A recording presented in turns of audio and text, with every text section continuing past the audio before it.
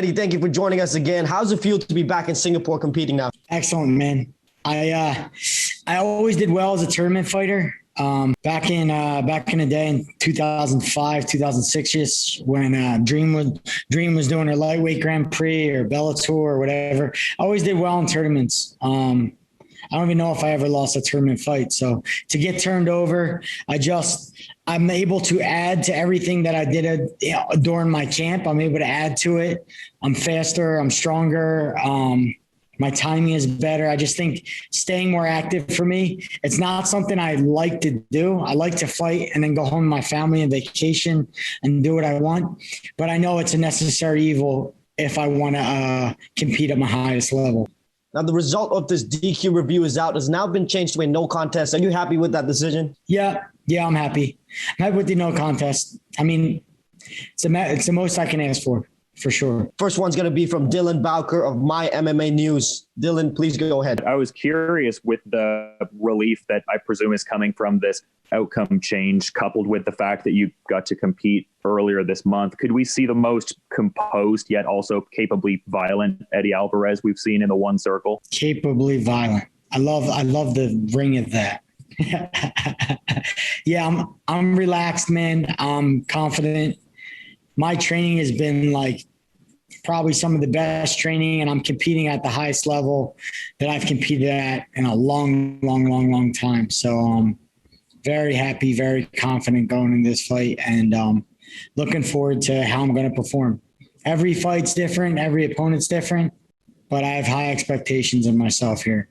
And just a quick follow-up to that point, I'm curious your level of familiarity with your opponent, Ok Rae-yoon, as you again enter the one circle here. Yeah, very tough fighter, very good jab, leg kicks, long, rangy, good boxing, good movement. I'm looking forward to a battle. He's game. I think he's a lot more game than a lot of the other fighters on this roster. I think he's willing to hang in there and fight it out to the end. And I respect that. I actually have really good fights with guys like that. It always takes the right dance partner to put on a great fight. And I think Ok is, I think he's the right dance partner to get it done. Our next question will go to Jay Anderson of Cage Side Press. I know a lot has been made of that DQ, but I want to ask one more question about it. If that DQ doesn't happen at 1 on TNT 1, is Eddie Alvarez fighting this week? Oh, wow. That's a great question. Yeah. The answer to that is yes. Yeah, I think so. I think I presented this opportunity that I was presented to come back, to stay active, to take advantage of. I had almost 2 and 3 camps that I missed that got canceled because of COVID. So it was important to make up as many fights as I could in a short amount of time. I missed a lot of fights. I was a year and a half off, and I went to the gym. I own my craft. I innovated. I worked on some things and got better at some things. And I think not staying active would have been a disservice to me. So they gave me an opportunity to be active. They gave me an opportunity to come back and compete against one of the top guys in the division. And it's an opportunity that I needed to take advantage of. Good stuff. And I know you're not going to look past your opponent here, but there's another fighter on this card that has been on quite a run recently who you've got history with, and that's Shinya Aoki. Would you be open to a rubber match with him down the line? Yeah, whatever. And I'm really fixated. I feel like Aoki's, to me, it's in the past. I feel like he beat me very early on in my career. When he did beat me, it was very early on. I didn't know anything. And when we did finally rematch, when I was a full-fledged MMA fighter and I was well-rounded, I beat him pretty quickly. So I don't feel the need to kind of beat Shinya Aoki to put it to rest. But if the trilogy match happens and the fans want it, then it happens. But it's not something that I necessarily care for or want or need. My eyes on Christian Lee. That's my eyes on the prize. He has the belt, and that's who I'm lasered in on. And last one for me, with that in mind, what are your thoughts on Christian Lee's performance earlier this month against Timofey Nasukin? It was excellent. Great hook. He got his head off. He threw the hook, landed clean, put Timothy away. And Christian Lee kind of never ceased to amaze me. He goes out, he puts on phenomenal performances. And I'm just wondering when we're going to fight. He says my name after fights all the time. I want to fight Eddie Alvarez. I'm saying I want to fight him. I don't know what's going on in between, but a fight needs to happen. And I don't care who he beats in the division. He has the opportunity to beat someone who's great. And I've done great things, and I've beat champions all over the world for almost 2 decades. And if he don't fight me, he'll be losing an opportunity to do something great. Our next question goes to Jason Burgos of mixedmartialarts.com. Our plans for, there's a big story a couple weeks ago. Our plans for this fight with Oscar De La Hoya in July for Triller, is that still being negotiated? Is it finalized? Is it a dead issue? What's the latest with that? I would say it's a dead issue for right now. Honestly, the whole boxing MMA thing, when I watched it with Ben and basically what I watched was a bunch of MMA fighters in the realm of boxing who had the heart, the courage, and were able to, have the humility to put themselves on the line in form and skill that they're not professionals in, and go and put it out there. I have yet to see a boxer come and do that in the MMA realm. And it's kind of bothering me, and it put me off. I'd like to see the courage on the boxing side for a guy to step in the MMA realm. And I felt like when we were saying yes to the Oscar thing, I felt like maybe I was making a decision too quickly. That I just feel like this is my sport. This is what I've done my whole life. And if you want a real fight, this is a fight. MMA is a fight. Boxing is a fifth of what we do. It's a part of it. It's not a fight. It's boxing. It's not a fight. MMA is a fight. It's everything. So whoever beat Ben Askren, whoever beat Frank Mir, they didn't beat him in a fight. They beat him in boxing. I plan to ask Chatri about it too, but would you be interested if something like that happened in like the one cage, maybe under some special rules, which one has done, maybe like you're not allowed to kick, but if Oscar is willing to fight you in a cage, would that be more what you want?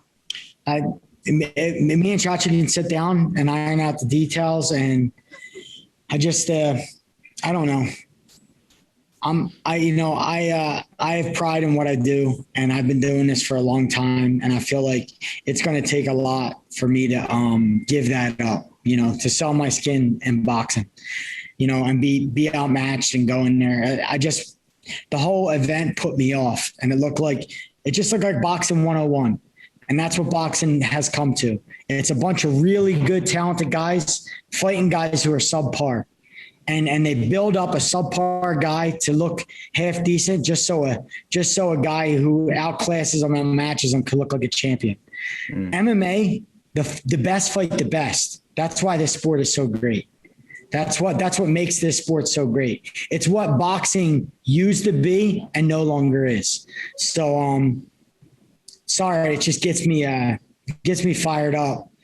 Seeing that event and then seeing these boxers act like tough guys and act like they're winning fights. They're not winning fights. They're winning boxing matches. MMA is a fight.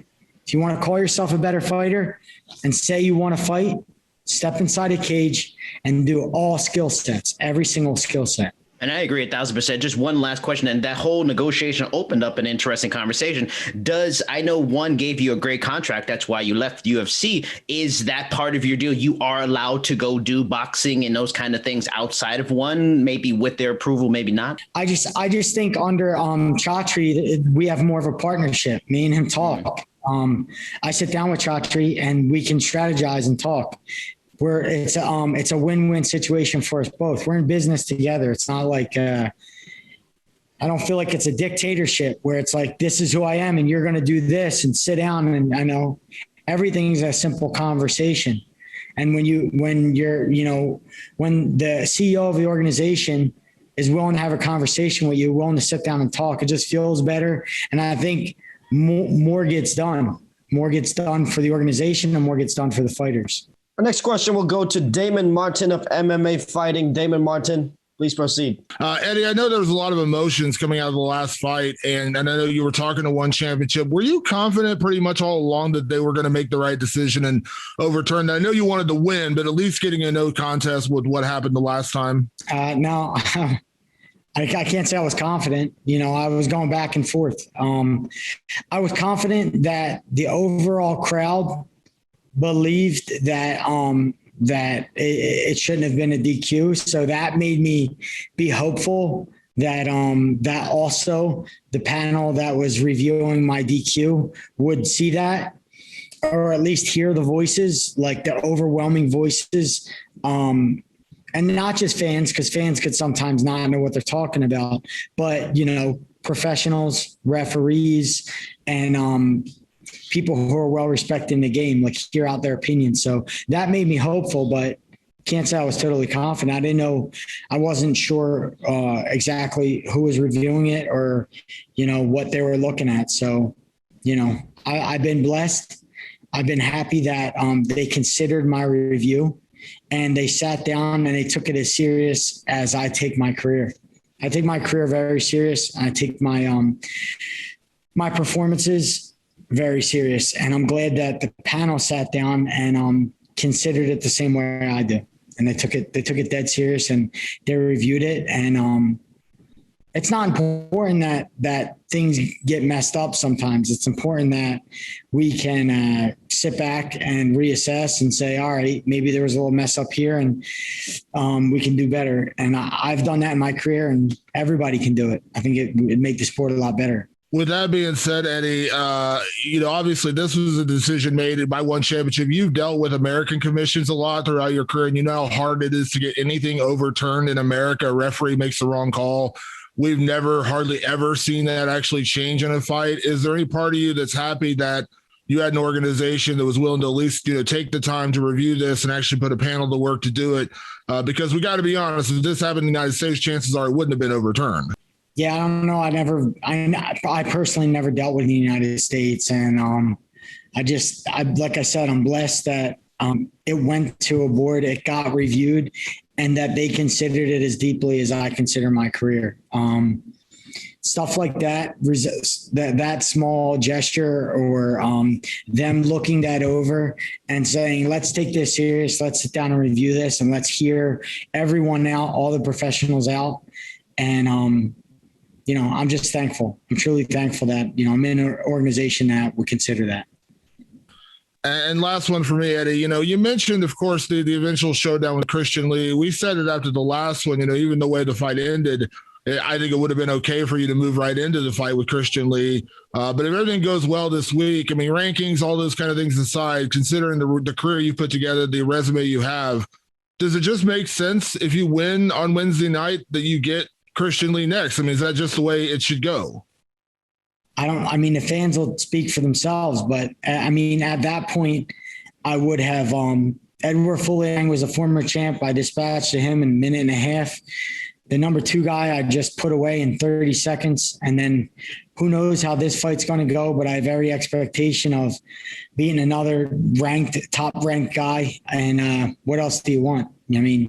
At this point, Christian Lee has an opportunity to fight me. My opportunity isn't to fight Christian Lee. I beat 100 guys like Christian Lee already. Christian Lee has an opportunity to beat someone who's great. If he don't take advantage of that, or is not foaming out the mouth at that, then it'll be his own loss. It won't be mine. I've beat great people already. I've beat tons of great men already who've conquered many of other men. And my legacy will be etched in stone. Christian Lee has an opportunity at that. And he may lose it. Maybe he'll lose that opportunity. Maybe I won't give it to him. Our next question will go to Leon Jennings of Asian Persuasion MMA. After an emotional month full of roller coasters and tens of thousands of miles flown, how are you feeling right now? And are there any positives you can take from the whole situation at 1 on TNT 1? A ton of positives, man. I'm back here, right? And, everything's dust in the wind. They've reviewed it. Today was a very good day, them announcing that. Me and my family spoke on the phone.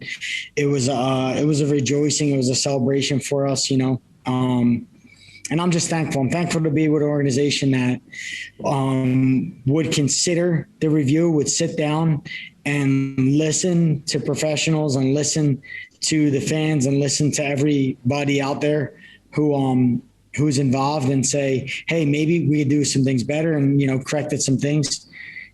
I'm just thankful. I couldn't be happier today. After Christian won, beating SDU, and I spoke to him, he's due to have a baby any minute now. He said he probably won't fight towards the end of the year. Would you take a fight in between this if you get the win on Wednesday night? And if so, would you consider fighting Lapicus again if he's fit to fight in between? Maybe so. I don't know. Maybe I'll have another baby.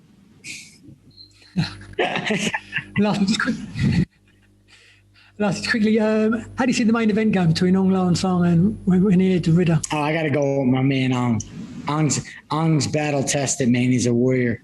And I love him. He has a heart of gold and he has a warrior spirit. So can never bet against Ong.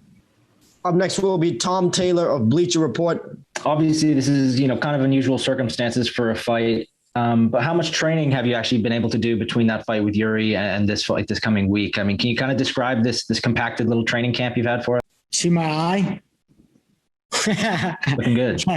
As soon as I landed from Singapore, I got right to work, man. I didn't waste any time. I got we went from Singapore. I got back home. I think I got back home Sunday morning on JFK. I enjoyed the day with my family. I think I did go running on Sunday night, regardless. And then I spoke with my wife about the possibility of coming back here. I spoke with One Championship and seeing if it was going to happen, the reality of it. And I think within a few days, we ironed it out and figured it out. And I was sparring that Tuesday. So I didn't miss. I don't think I missed a single training session. Awesome. Looking a little further down the road, you've mentioned, many times that your goal is to win the one lightweight title and find a space for that between the Bellator and UFC titles on your mantle. That would be an amazing feat. But I mean, if you accomplish that, what's next? How do you possibly one up that? What's the next goal beyond that? I mean, when I accomplish that, like Thanos, I am inevitable. I'll get the last stone and I'll defend it. It's that simple. I don't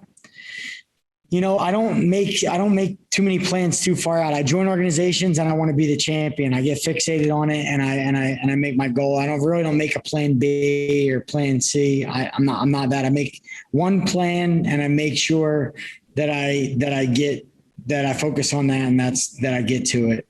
So I win the one lightweight title. I defend the title. And then who knows? Then maybe one will have super fights. There's plenty of guys, killers in this division, up and coming guys and guys that are already here to defend the belt against. I just think just being the reigning lightweight champion of One Championship. Next question goes to Jack Gottsell of Tarpsoft Sports. So you just said you plan to accomplish the ultimate feat of winning the one championship, but would that be the toughest championship you've won? I know you've won the UFC, you've won Bellator, but you've gone through so much, the travel from the US to Singapore, the disqualification. Does all that make this so much more special for you, or? I just think it's where I'm at in my life that makes it the most difficult title to win. I've been in this sport almost 2 decades. It's very easy when you're young to be excited about a sport, to be a champion and get up early and go to bed late. But I had an unbalanced life when I was younger. So it was easy for me to just go after and focus on that. But I have 4 children at home, a lovely wife. Financially, I do not have to fight. I can do whatever I want. I have a great balanced life outside of fighting. Fighting is something I do. I don't have to fight anymore in my life. So I'm at a really good place. And to choose to do this and to choose to go after these kids who were where I was at when I was 25, 27, full of energy and full of hope and dreams. I'm competing with the best guys in the world right now, the youngest, the toughest, the hungriest in the world at one championship, and I'm beating them, and I'm beating them soundly. So to go after this and to win this title will be the hardest title that I've ever won. Yes. Our next question goes to Darnell Giovanni of MMA Island. I know you trained with Kamaru Usman over there in Colorado. Were you able to watch his fight on Saturday, and were you surprised at the what happened between him and Masvidal? So I was only able to see the replay because I was on the plane. I only got to see like the prelims and stuff like that when I was in the airport, but I got on the plane. I wasn't able to see the fight in its entirety yet. I just seen the highlights, and I couldn't be more proud of Kamaru. He's the epitome of a professional. He takes the sport dead serious. He crosses T's, dots his I's, and he married this game. He married this sport, and he's dedicated to it fully. And just being with him in Colorado and being with him over the years and seeing the work he's put in and the things that he had to overcome throughout. He's been in some dark places throughout his career where, and I've been there as well, where you're kind of looking the other way and saying, what are my other options? Because fighting's not kind of giving back what I'm putting in. And as athletes, that happens to us. But man, to see him overcome everything and now to see him to be the dominant champion, pound for pound best in the world, it's incredible. It's incredible. That's awesome, Eddie. And just want to ask you one last question. Of course, you are a guy who likes to talk about stocks. Would you ever consider writing a book, maybe doing a YouTube channel to explain all the investments you make? Yeah. So that's a passion of mine that I get really excited about. And it's not just stocks, it's investing in general, real estate, cryptocurrency. I have a number of different investments and lines in the water that I have outside of fighting where I'm able to make money and just learning about new ways to create a dollar is fun for me. But I believe me and a friend are going to start like a registered investment agency and maybe do something for athletes and fighters as far as being able to invest their money, being able to make a return on their money, and then doing something educational where they can learn about how money works and just the idea of investing it. So like that, I think something would be fun for me. It'll be a chance for me to kind of, I say to everyone, all my friends that, it's better to eat with your friends and just saying it's fun to make money for me. But when you do it with a bunch of friends and you do it at a table together, it amplifies it, makes it a lot better. So if I could take a community, whether it's MMA fighters or people that I know work really hard for their money and help them grow it, I think that'll be a passion project for me that I'd enjoy. Awesome, Eddie. And last one for me. I know you said the wife is loving the beard. How much longer are we going to keep it? This might be full time, man. I don't know. This is a little scruffy. I need to trim it up a little bit. But yeah, I think mustache Eddie's going to be here for a while. The next question will go to Jacob Janowski of Bloody Canvas MMA. All right. So you're traveling over about 30,000 miles there, back and back again. How do you think the time zone change will affect you? I think I'm so locked in and so focused. I could not sleep for the next 32 hours and go out, walk out of that, walk down that tunnel and walk in that cage and be absolutely as violent as I would be on beautiful 8 hours of sleep every night. I'm locked in, I'm focused, and I'm here to fight. And that's why I came back, because I'm in a groove in my training. I'm in a groove in my mind, and I want to fight. And I haven't felt this way. I don't know. I haven't felt this way in a little while about fighting and about wanting to compete and not just fearing the idea of being in front of a crowd and and what if this happens or what if that happens. I actually want to compete and I want to get after someone. So, and I think the wear and tear shows it. So I'm excited. And having already fought in the morning 3 weeks ago, do you think that you'll now have an advantage, or do you feel better about fighting in the morning now? I spar in the morning at home. So that's like the time we fight here, we're fighting on American time, roughly 10 o'clock at night, 9 o'clock at night. So the times don't change for me. Since I've been in Singapore, I wake up at night. When everyone's going to bed, I'm waking up and I'm up all night long in my hotel room. I'm staying on US time. I'm not changing to Singapore time. I'm keeping my US wake up and I'm keeping my US time frame. And now, having been with ONE for a couple of years, what impact has ONE championship had on you as a person? So as a person, I just think just Asia in general. When I fought over here in 2006, met the fans and understood the culture of fighting here, which is a lot different than America. I don't think in America, I think the result of the fight is everything. Win or lose is everything. And oftentimes fighters get booed. Although they're courageous, although they put everything on the line, they get booed and they feel bad about themselves, about what they did. And the truth is, in Asia, they look at it a lot differently. They applaud the courage of the fighter just for making the walk, for competing at a high level and fighting with a strong spirit. That's what's applauded. It's not so much the win or the loss. It's how you fight and the manner you fight in, the spirit you fight in. And that's just who I am. And that's what I would want to be commended for me, because I'd want to be commended off my effort and my effort that I gave and who I competed against. That's all the time we have. Thank you so much, Eddie, for your time. All the best.